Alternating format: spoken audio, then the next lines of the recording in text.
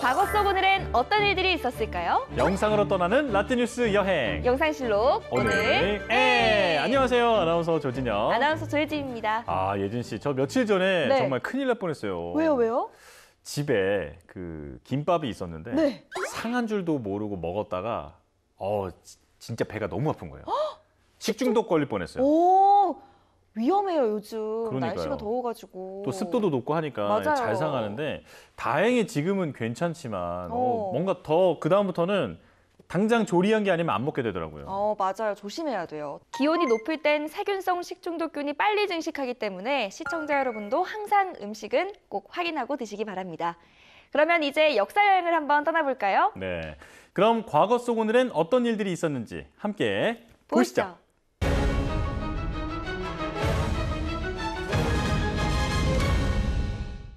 1981년 7월 29일 32살의 찰스 영국 황태자와 20살의 다이애나 스펜서가 런던 성 바오로 대성당에서 결혼했는데요.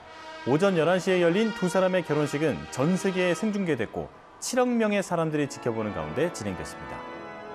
야, 지켜보는 사람이 7억 명. 정말 세기의 결혼식이네요. 그러니까요. 그런데 두 사람은 어떻게 결혼식을 하게 된 거예요? 올트럽 스펜서 백작의 셋째 딸인 다이애나는 그 집이 찰스 왕가의 별장인 샌드링엄 안에 있었는데요. 그래서 어릴 적부터 집안끼리 친했다고 합니다. 아, 그래서 자녀들 결혼까지 성사를 시켰나 보네요. 그런 인연도 있지만 영국 왕세자비 아내의 조건에 딱 맞는 사람이었거든요.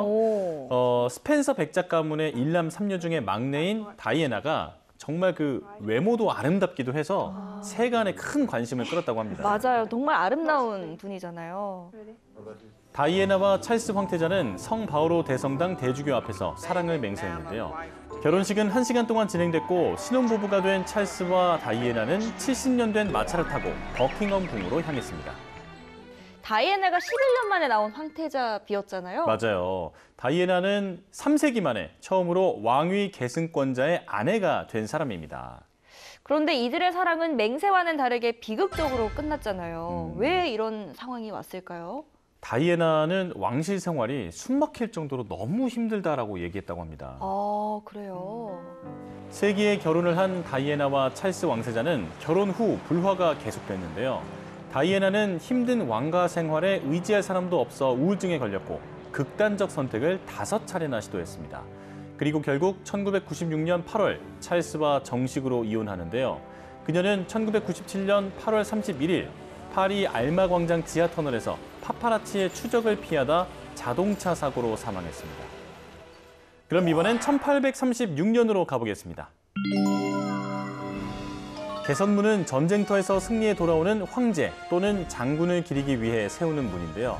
1836년 7월 29일 파리의 샤를 드골 광장에 에투알 개선문이 들어섰습니다. 최초의 건립은 1806년 나폴레옹 1세가 군대의 연전연승을 기념하기 위해 계획했는데요. 또 개선문 설계는 고전주의 건축가 장 샬그랭이 맡았습니다. 그런데 안타까운 건 건축가 샬그랭의 설계로 개선문이 착공을 했지만 그가 갑작스럽게 사망을 했습니다. 그럼 어떻게 되는 거지? 또 그 나폴레옹도 지위에서 물러나면서 공사가 중단되기도 했죠. 혼란이 계속되던 시기 루이 필립이 왕위에 오른 후 에투알 개선문 건축 작업이 다시 시작됐는데요. 군중들에게 애국심 고취를 위해 고대 로마의 양식인 티투스 개선문을 본땄고 높이 약 50m, 너비 약 45m, 깊이 22m로 건축했습니다. 이후 에투알 개선문은 현대에서도 장대하고 우아한 프랑스 고전주의 걸작으로 꼽히고 있습니다. 그런데 이 개선문 설계를 나폴레옹이 시작을 한 거잖아요. 완공했을 때 함께할 수 있지 않았을까 생각이 들거든요. 나폴레옹이 지위에서 물러났고 세인트 헬레나 섬으로 떠난 이후에 완공이 됐거든요. 나폴레옹은 1840년 12월 본인이 사망한 이후에 그의 유해가 이 개선문을 통과하면서 장례식을 치렀다고 합니다. 생전에 그 완성된 개선문의 모습을 보지 못했다는 게 참 안타깝네요. 그런데 당시 개선문 중에서는 에투알 개선문이 가장 컸어요? 맞아요. 멕시코시티에 생긴 개선문이 약 67m의 높이이긴 한데요. 이 개선문이 세워지기 전까지는 에투알 개선문이 세계에서 가장 높은 개선문이었습니다. 또 1982년에 완공된 북한의 평양 개선문은 에투알 개선문의 모습을 본땄는데 높이가 60m로 에투알 개선문보다 약간 더 높기도 했죠. 그럼 이번엔 1958년으로 가보겠습니다. 1958년 7월 29일 미국 정부의 우주기관인 나사가 설립됐습니다. 당시 아이젠하워 대통령이 미국 국가항공우주법에 서명했고 우주 탐사가 전쟁 수단이 아닌 인류 평화를 위한 초석을 만든다는 목적으로 우주기관 나사를 설립한 건데요. 그런데 당시에는 그 미국과 소련이 사이가 좋지 않았잖아요. 그럼요. 1957년 소련이 우주 탐사선 스푸트니크를 발사했거든요. 그러니까 미국은 소련에 뒤처질까 봐 불안해했습니다. 그래서 당시의 대통령이었던 아이젠하워가 국민들을 안심시키기 위해서 급하게 나사 설립을 추진한 거죠. 아, 그러면 나사가 설립되기 전에는 우주국이 없었던 거예요? 그건 또 아닙니다. 있긴 했는데 공식적인 우주기관은 없었던 상황이었거든요. 나사의 전신은 항공기술 연구를 하던 나카였습니다. 아, 나카. NACA. 오. 네. 1차 세계대전이 발발하면서 전투기를 비롯한 항공무기 체계가 전쟁의 핵심 전력으로 급부상했는데요.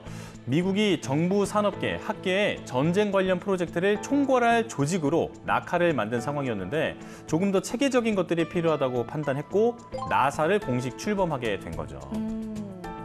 1차 세계대전이 끝난 뒤 나카는 다양한 항공기 기술 개발에 공헌했는데요.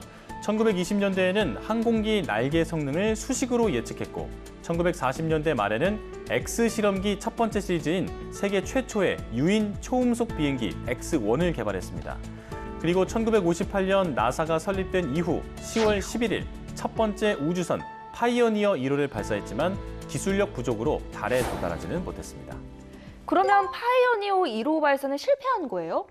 반반이라고 볼 수 있는데 이 탐사선은 지구와 달 주위에서 이온화 방사선, 우주선, 그리고 자기장과 유성진을 연구하도록 설계가 됐는데요. 네. 기술적인 부족으로 달에는 도착하지 못했지만 지구 주변 환경에 대한 유용한 정보를 수집하는 데는 성공했다고 합니다.